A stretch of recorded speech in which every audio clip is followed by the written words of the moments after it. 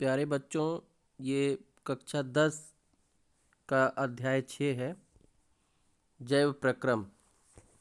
और ये बहुत ही महत्वपूर्ण चैप्टर है। ये जीव विज्ञान का है।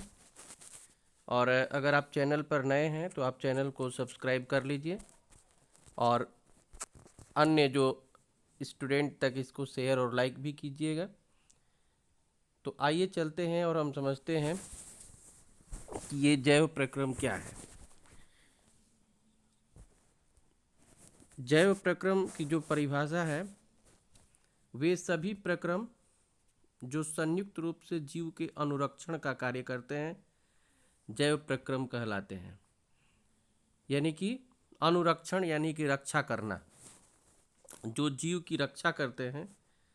जैसे मनुष्य का जन्म होता है और मनुष्य का जन्म होता है, उसके बाद जो बच्चा है उसके पोषण की आवश्यकता होती है।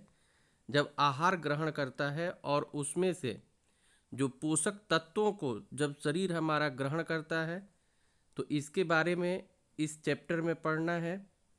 फिर श्वसन, हम जो श्वास लेते हैं, तो जैसे कि बच्चा जब जन्म लेता है तभी लोग कहते हैं कि देखो उसका श्वास चल रहा है कि नहीं चल रहा है। तो श्वसन भी जैव प्रक्रम का एक महत्वपूर्ण अंग है। उसके बाद वहन है और फिर उत्सर्जन, जो खून है, रुधिर है, ब्लड है, तो उसके द्वारा पोषक तत्वों का शरीर के अन्य भागों तक पहुंचना, और फिर वहां पर पाचन आदि क्रियाओं का संपन्न होना, और जो बचे हुए भोज्य पदार्थ हैं उनका उत्सर्जन। तो जैव प्रक्रम में ये मुख्य रूप से हम लोग पोषण, श्वसन, वहन और उत्सर्जन के बारे में पढ़ेंगे। अब जैसे सबसे पहले समझते हैं कि पोषण है क्या। पोषण क्या है? भोजन ग्रहण करना। ये सब आपको मालूम है, हमको मालूम है। हम नित्य रोज क्रियाओं में भोजन ग्रहण करते हैं। फिर क्या करता है? पचे भोजन का अवशोषण, जो हमारा शरीर है जो भोजन को पचाता है, और फिर जो वहाँ से विटामिन्स, कार्बोहाइड्रेट्स, प्रोटीन, इस जो वसा है, ये अवशोषित कर लेता है।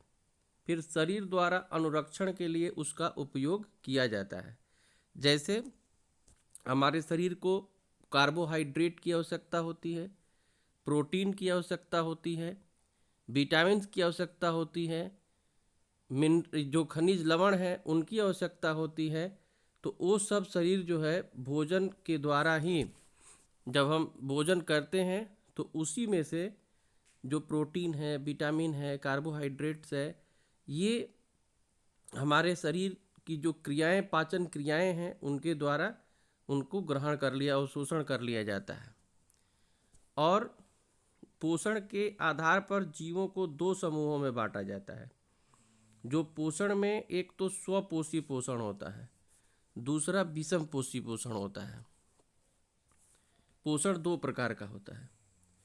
जैसे पोषण का वह तरीका जिसमें जीव अपने आसपास के वातावरण में उपस्थित सरल अजैव पदार्थों जैसे CO2, पानी और सूर्य के प्रकाश से अपना भोजन स्वयं बनाता है। जैसे हरे पौधे हैं, तो हरे पौधे क्या करते हैं कि हरे पौधे जो है, ये जैसे ये पौधा है, ये जड़ें हैं,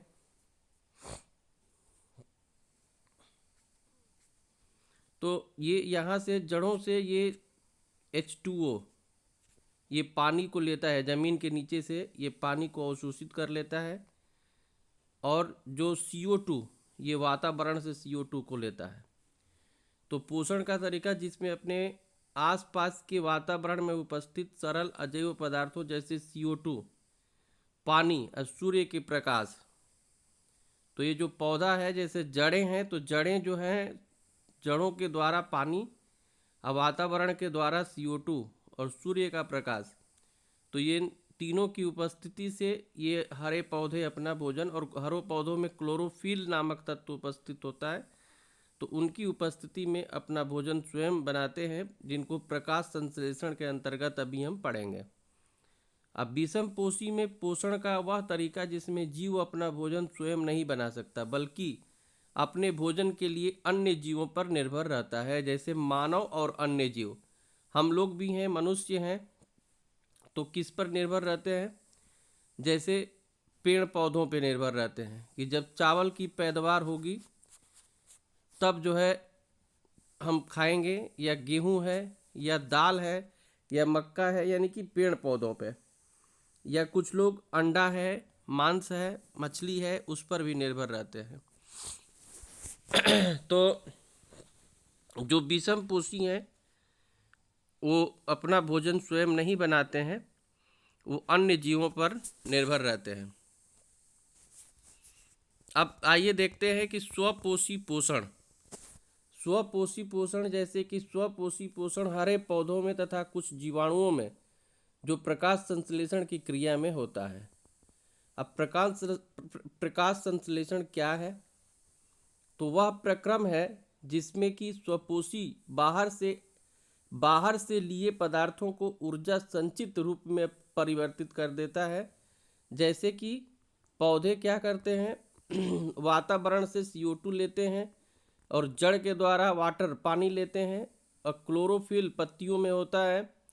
सूर्य के प्रकाश की उपस्थिति में ये कार्बोहाइड्रेट जो ग्लूकोज का सूत्र भी है ये बना देते हैं, ऑक्सीजन निकालते हैं, और उसी ऑक्सीजन को फिर मनुष्य और अन्य जंतु ग्रहण करते हैं। तो सूर्य के प्रकाश की ये उपस्थिति प्रकाश संश्लेषण की ये क्रिया है। इसको आप स्क्रीनशॉट ले लीजिए। प्रकाश संश्लेषण जब आएगा तो आप इस तरह से उसका उत्तर दे सकते हैं। अब प्रकाश संश्लेषण के लिए आवश्यक कच्ची सामग्री कौन सी है?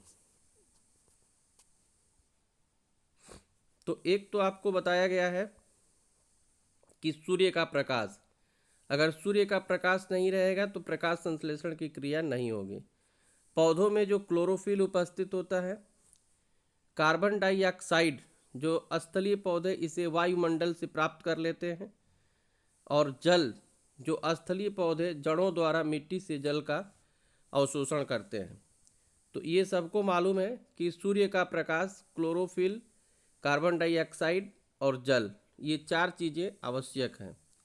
क्लोरोफिल क्या करता है? क्लोरोफिल जो है, क्लोरोफिल द्वारा प्रकाश ऊर्जा को अवशोषित किया जाता है। जो प्रकाश में निहित ऊर्जा है उस ऊर्जा का उपयोग क्लोरोफिल जो है करता है। प्रकाश ऊर्जा को रासायनिक ऊर्जा में रूपांतरित करना तथा जल के अणुओं का हाइड्रोजन तथा ऑक्सीजन में अपघटन।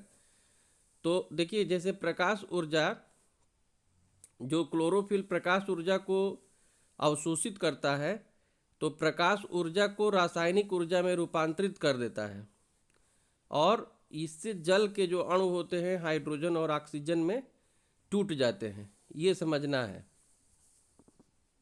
कार्बन डाइऑक्साइड का कार्बोहाइड्रेट में अपचयन। उसके बाद जो पत्तियों में जो स्टोमा यानी कि रंध्र यानी कि छिद्र, सूक्ष्म छिद्र जो होते हैं उनको रंध्र, स्ट्रोमा इंग्लिश में याद कर लीजिए। रंध्र को छिद्र भी कहते हैं, और इंग्लिश में इसको स्टोमेटा कहते हैं। स्टोमेटा जो देखिए पत्तियों में ये दिखाया गया है। तो पत्तियों में ये जो छिद्र होते हैं, गैसों का अधिकांश आदान प्रदान इन्हीं छिद्रों के द्वारा होता है। जैसे कार्बन डाइऑक्साइड का जो अवशोषण है या फिर ऑक्सीजन का त्याग करना, इन्हीं के द्वारा जो है, इन्हीं रंध्रों के द्वारा होता है। रंध्र पत्ती की सतह पर सूक्ष्म छिद्र श्वसन गैसों के विनिमय यानी कि एक्सचेंज, CO2 को ग्रहण करना, ऑक्सीजन का त्याग करना, तो वाष्पोत्सर्जन के लिए खुलते बंद होते हैं। अब विषमपोषी पोषण। तो विषमपोषी पोषण में ये 3 टाइप का होता है। एक प्राणी समपोषण होता है जिनको होलोजोइक कहते हैं। दूसरा मृत जीवी पोषण होता है, सेप्रोफाइटिक। अब तीसरा होता है परजीवी यानी कि पैरासाइटिक। तो ये तीनों प्रकार के जो पोषण है इनको हम लोगों को समझना है। जैसे जो प्राणी संपोषण है, प्राणी संपोषण यानी कि होलोजोइक, इसमें जीव संपूर्ण भोज्य पदार्थ का अंतर ग्रहण करते हैं तथा उसका पाचन पाचन शरीर के अंदर होता है। जैसे अमीबा है या मानव, हम लोग क्या करते हैं कि एक बार खाना मिला, एक थाली का भोजन ले करके मार चावल भी खा लिए, दाल भी खा लिए, रोटी भी खा लिए, सब्जी भी खा लिए, मार जल्दी जल्दी जल्दी जल्दी सब शरीर के अंदर जो है हम ग्रहण कर लेते हैं। और जब खा पी लेते हैं तो उसके बाद जो हमारा शरीर का काम शुरू होता है, और वो क्या करता है कि उसका पाचन शरीर के अंदर करता है। जो मृतोपजीवी होते हैं, मृत जीवी अपना भोजन मृत जीवों के शरीर व सले गड़े कार्बनिक पदार्थों से प्राप्त करते हैं, जैसे फफूंदी और कवक। जो परजीवी होते हैं, अन्य जीवों के शरीर के अंदर या बाहर रहकर उनको बिना मारे उनसे अपना भोजन प्राप्त करते हैं। जैसे अमर बेल है, जू है, फीता जू जो बालों वालों में पड़ जाता है ना, तो उनको बिना मारे अपना भोजन स्वयं प्राप्त करते हैं। तो इसका भी स्क्रीनशॉट ले लीजिएगा। और अगर जो है ये आता है लिखने के लिए विषम पोषी पोषण, तो ये तीनों जो है आपको वर्णन करना होगा, तीनों को लिखना होगा। आइए देखते हैं कि अमीबा में कैसे पोषण होता है। तो अमीबा में ये केंद्रक होता है, खाद्य कणों को अंतर्ग्रहित करता है, भोजन को पादाप की सहायता से घेर लेता है, फिर खाद्य रिक्तिका में भोजन जाती है। खाद्य रिक्तिका देख रहे हैं, ये खाद्य रिक्तिका ये बनाया गया है, और खाद्य रिक्तिका में जटिल पदार्थ का विघटन सरल पदार्थों में किया जाता है।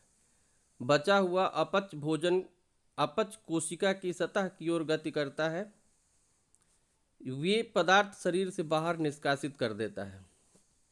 तो ये जो है चित्रों के माध्यम से आप समझ सकते हैं कि ये पहले जो है ये खाद्य कण है, ये कैसे आ रहे हैं केंद्रक के पास। अब फिर जो है पादाप कूटपाद है, तो उस रिक्तिका में, और खाद्य रिक्तिका और खाद्य कण, तो जटिल पदार्थ का विघटन सरल पदार्थों में किया जाता है। फिर बचा हुआ जो भोजन होता है अपच कोशिका की सतह की ओर गति करता है, ये पदार्थ शरीर से बाहर निष्कासित कर देता है और अंत में शरीर से निकल जाता है। पैरामीशियम है, तो पैरामीशियम कोशिका की पूरी सतह को ढके रहते हैं। अब भोजन एक स्थान से ही ग्रहण किया जाता है। अब जो सबसे महत्वपूर्ण है, हम लोगों को मनुष्य के बारे में पढ़ना है। तो मनुष्य का जो पोषण है, मनुष्य जो भोजन को ग्रहण करता है, तो सबसे पहले हम क्या करते हैं, रोज जो है चावल दाल रोटी सब्जी दही, मैं दुनिया भर की चीज़ें, चाउमीन बर्गर पिज्ज़ा, सब जो है अपने शरीर के अंदर अंतर्ग्रहण कर लेते हैं। उसी में कुछ लोग होते हैं गोलगप्पा भी खा लेते हैं। तब शरीर का पाचन शुरू होता है। अब पाचन में शरीर जो है उसको पचाने का काम करता है, और जब भोजन का पाचन होता है तो शरीर जो है उसमें से प्रोटीन कार्बोहाइड्रेट विटामिन खनिज लवणों को अवशोषित कर लेता है, सोख लेता है, अवशोषित कर लेना, ग्रहण कर लेना। स्वांगीकरण, अब फिर जो अपच भोजन होता है वो बहिक्षेपण, वो जो है मूत्र के द्वारा या फिर हमारे शरीर से पसीने के द्वारा या मल त्याग के द्वारा जो है हम उसको बाहर कर देते हैं। तो आइए समझते हैं। अब जैसे मुंह, तो सबसे पहले हम भोजन को कहाँ लेते हैं, मुंह में लेते हैं। अब सबको मालूम है, ये कोई बताने वाली बात नहीं है। अब मुंह में लेते ही दांत अपना काम शुरू कर देता है, मार लगता है दांत चबाने। आपको चबाने की ज़रूरत नहीं है, दांत अपना काम शुरू कर देता है, ये भोजन को चबाता है, दांत से चबाते हैं, सबको मालूम है। जिव्या जो है भोजन को लार के साथ पूरी तरह मिलाता है, मिलाने का काम करता है जिव्या। लार ग्रंथि से निकलने वाले रस को लार रस या लार कहते हैं। स्टार्च लार एमिलेस एंजाइम माल्टोस शर्करा। फिर भोजन ग्रसिका, मुंह से अमाशय तक भोजन ग्रसिका की क्रमानुकुंचक गति जो पेरिस्टेलिक मूवमेंट द्वारा ले जाया जाता है। अब देखिए ये चित्र बना हुआ है और इस चित्र में ये आपकी जिह्वा है, यहाँ पे मुंह है, ये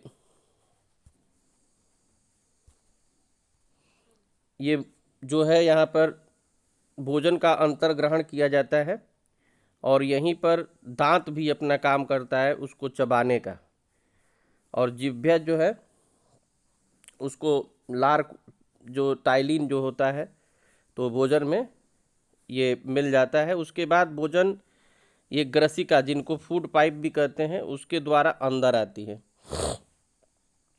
आती है तो यहाँ पे यकृत यानी कि लीवर बना हुआ है, पित्ताशय है जिसमें पित्त का भंडारण होता है, पित्त की नली है, अग्नाशय, परिशेषिका, अमाशय, क्षुद्रांत जिनको छोटी आंत कहते हैं, बृहद्रांत्र यानी कि जिनको बड़ी आंत कहते हैं, और गुदा द्वार जहाँ से ये भोजन निकलता है। तो ये सारे अंग जो होते हैं ये भोजन के पाचन में अपना अपना योगदान करते हैं। और हमको समझना है कि अब जैसे यकृत का क्या कार्य है और अकृत में क्या जो है संचित होता है, पित्ताशय है, पित्त नली है, अग्नाशय, परिशेषिका, अमाशय, क्षुद्रांत, बृहदांत्र और गुदाद्वार, तो ये सबके अलग अलग क्या कार्य हैं इनको समझना होगा। ये चित्र जो है आप लोग बना करके अभ्यास कर लीजिएगा, कभी कभी डायरेक्ट चित्र ही पूछ लिया जाता है। तो अब जैसे समझते हैं अमाशय, तो अमाशय में ये जठर ग्रंथियाँ जैसे कि ये पेप्सिन है, हाइड्रोक्लोरिक अम्ल का सूत्र क्या होता है, HCl हाइड्रोजन क्लोराइड, और फिर ये श्लेष्मा। तो अमाशय के आंतरिक सतह की ये अमाशय के आंतरिक स्तर की अम्ल से रक्षा करता है श्लेष्मा जो HCl अम्ल है। तो अमाशय में जठर ग्रंथियां होती हैं, पेप्सिन, हाइड्रोक्लोरिक अम्ल और श्लेष्मा।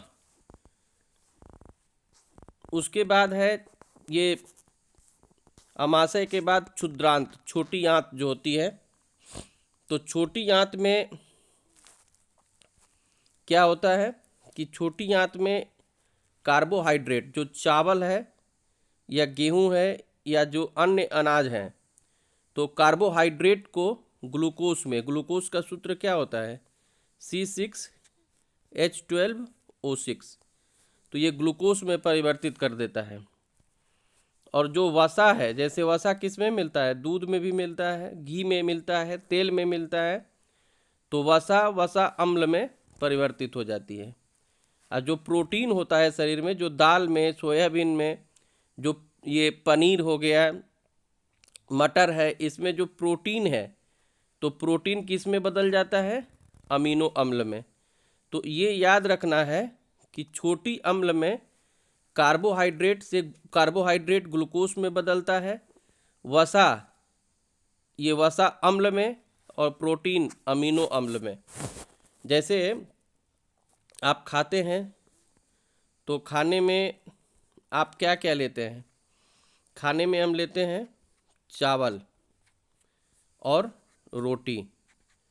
तो चावल और रोटी में ये कार्बोहाइड्रेट मिलता है, और जो हम दाल खाते हैं या सोयाबीन खाते हैं तो इसमें प्रोटीन मिलता है।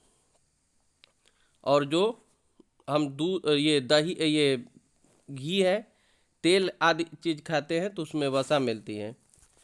और वही कार्बोहाइड्रेट फिर जा कर के छोटी आंत में ग्लूकोज में बदलता है, वसा अम्ल में बदलती हैं, और प्रोटीन अमीनो अम्ल में बदल जाता है। अब इसके बाद जो यकृत है, लीवर है, तो यकृत तथा अग्नाशय से श्रावण प्राप्त होता है। यकृत से पित्त रस निकलते हैं, अब पित्त लवण भी बनता है। वसा जो पित्त लवण है तो ये बड़ी गोलिकाओं, इमल्सीकरण छोटी गोलिकाओं में उसको बदल देता है।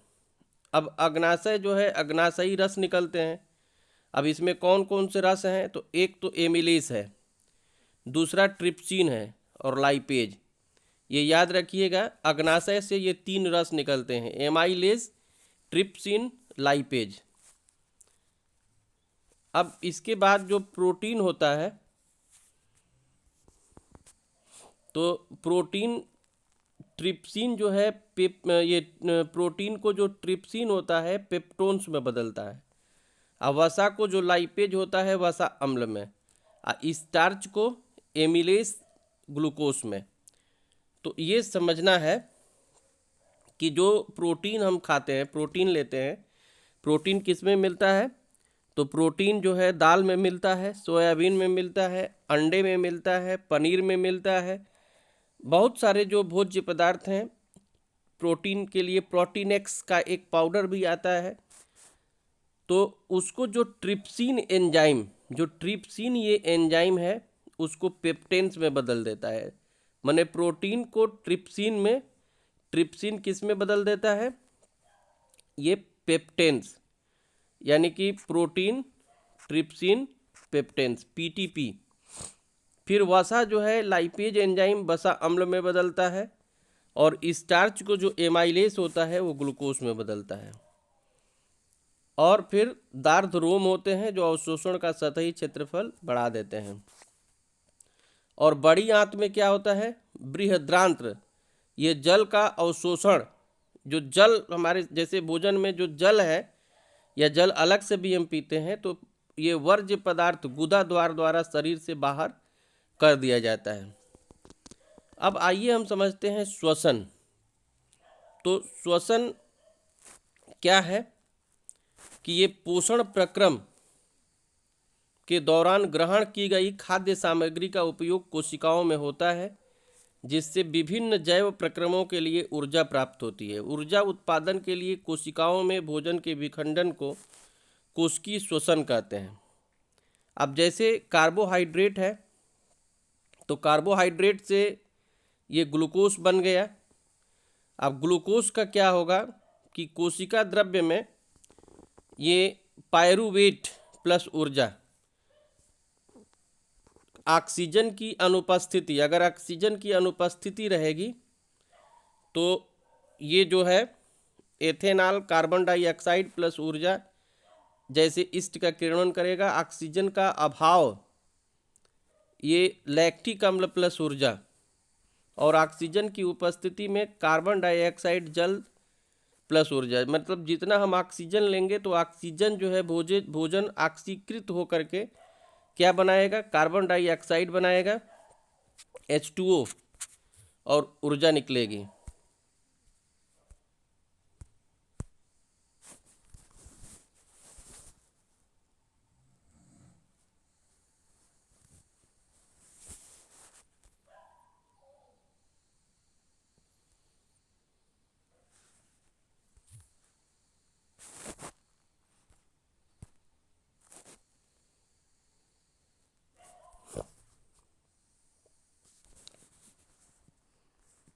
तो ये हम लोग डिस्कस कर रहे थे। और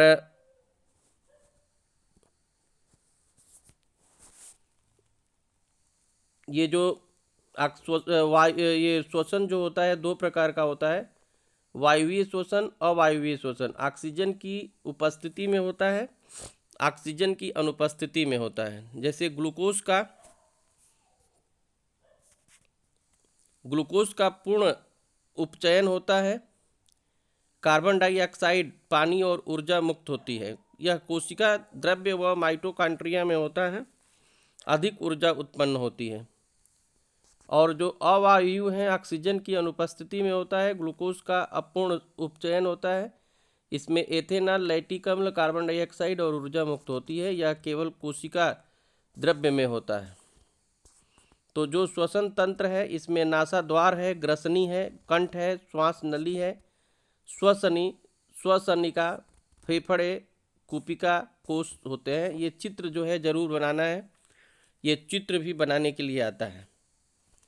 तो नासाद्वार,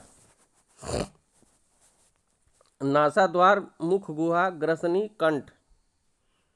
ये जैसे कि नाक है, नाक से हम श्वास को लेते हैं, और ये मुंह से भी श्वास को लेते हैं।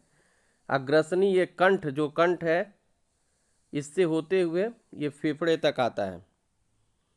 और इसमें ये श्वसनिका, कुपिका कोश और डायफ्राम होते हैं। और ये मानव श्वसन क्रिया, तो मानव श्वसन क्रिया में जो वक्ष हैं, जो छाती हमारी है, यहाँ पर उसके नीचे जो फेफड़े हैं, तो ये पसलियों में संलग्न पेशियाँ सिकुड़ती हैं। वक्ष ऊपर और बाहर की ओर गति करता है। जैसे हम श्वास लेते हैं तो ये छाती जो है ऊपर की ओर फूलती है।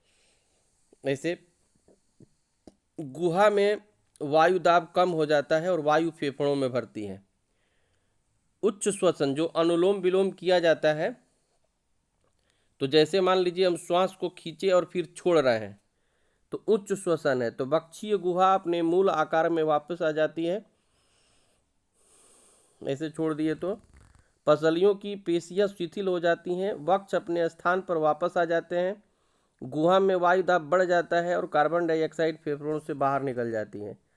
तो अगर हम अनुलोम विलोम, जो एक्सरसाइज है, जब उसको श्वास को अंदर लेंगे, बाहर करेंगे, तो ऑक्सीजन हमारे शरीर के अंदर आएगी और कार्बन डाइऑक्साइड बाहर जाएगी। तो सांस द्वारा वायुमंडल से गैसों को अंदर ले जाना, फिर फेफड़ों से वायु या गैसों को बाहर निकालना। जो CO2 या अन्य गैसें हैं वो बाहर निकल जाती हैं।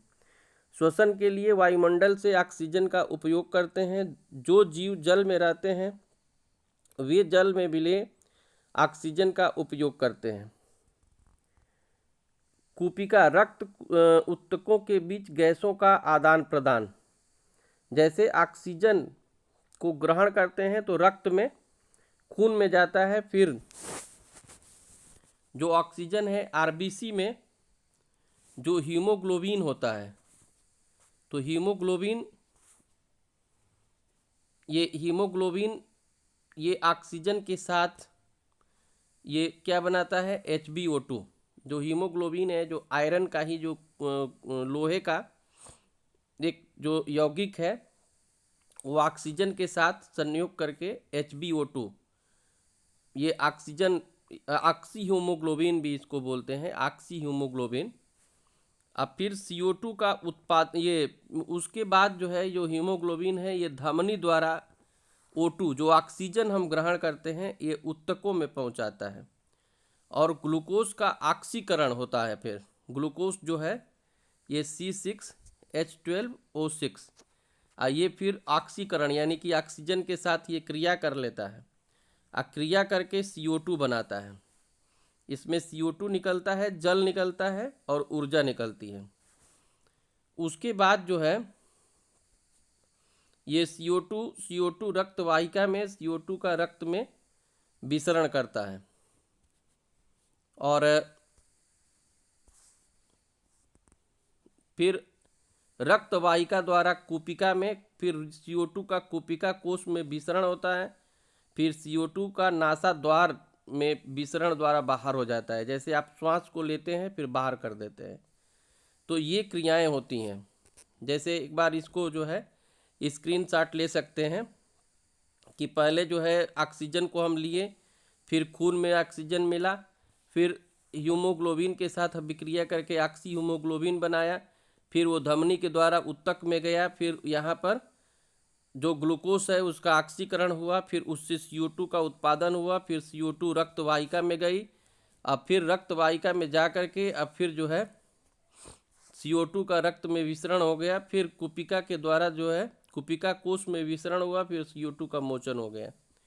संवहन, मनुष्य में भोजन, ऑक्सीजन व आवश्यक पदार्थों की निरंतर आपूर्ति करने वाला तंत्र संवहन तंत्र कहलाता है। तो संवहन तंत्र में क्या होता है? संवहन तंत्र में हृदय है, रक्त नलिकाएं हैं और वहन माध्यम है।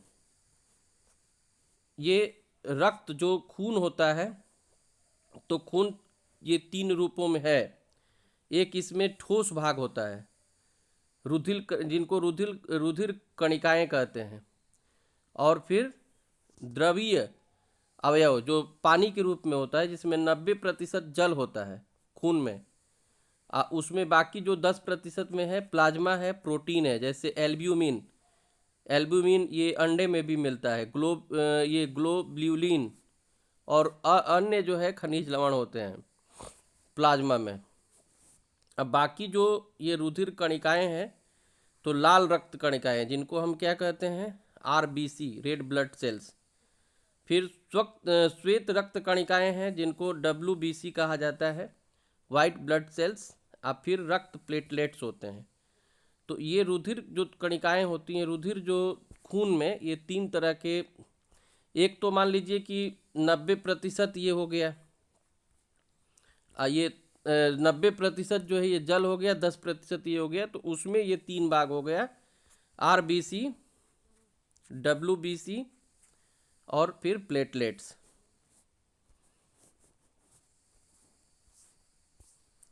अब ये रक्त जो वाहिका होती है, तो रक्त वाहिका ये धमनी और शिरा है। तो धमनी